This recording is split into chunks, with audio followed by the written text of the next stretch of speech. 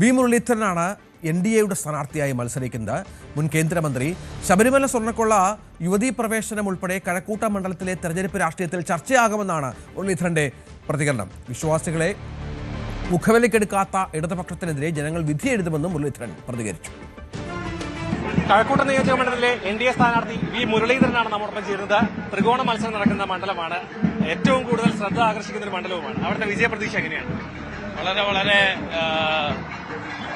ആത്മവിശ്വാസവും ജനങ്ങളുടെ ഭാഗത്ത് നിന്നുള്ള വളരെ അനുകൂലമായിട്ടുള്ള പ്രതികരണവും ആ പ്രതികരണമാണ് എനിക്ക് അനുഭവപ്പെടുന്നത്.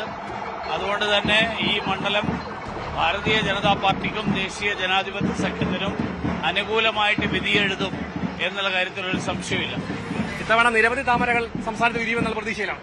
തീർച്ചയായിട്ടും ഈ തെരഞ്ഞെടുപ്പ് വലിയ ഒരു മാറ്റം, ഒരു നാഴികക്കല്ലാകാൻ പോകുന്ന ഒരു തെരഞ്ഞെടുപ്പായിട്ട് മാറാൻ പോവുകയാണ്.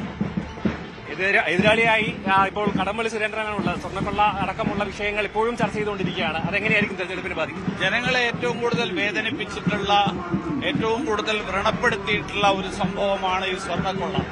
അതിൽ അന്നത്തെ ദേവസ്വം മന്ത്രി എന്നുള്ള നിലയിൽ ഇവിടെ ഇടതുപക്ഷ സ്ഥാനാർത്ഥിയായിട്ട് മത്സരിക്കുന്ന ശ്രീ കടകംപള്ളി സുരേന്ദ്രന്റെ പങ്ക്, ആ പങ്ക് ഒരിക്കലും നിഷേധിക്കാൻ പറ്റാത്തൊരു കാര്യമാണ്.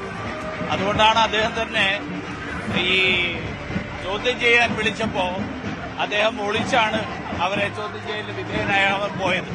അത് തന്നെ വളരെ വ്യക്തമാക്കുന്നുണ്ടല്ലോ കാര്യങ്ങൾ. തരത്തിലാണ് പൂർണ്ണ വിജയപ്രതീക്ഷയിലാണ് വി മുരളീധരൻ രംഗത്തിരിക്കുന്നത്. ക്യാമറാമാൻ വിനോദിനോടൊപ്പം സാരംഗ് സുധാകരൻ, News 18 തിരുവനന്തപുരം. കൂടുതൽ വാർത്തകൾക്ക് News 18 Keralam YouTube channel subscribe ചെയ്യുക.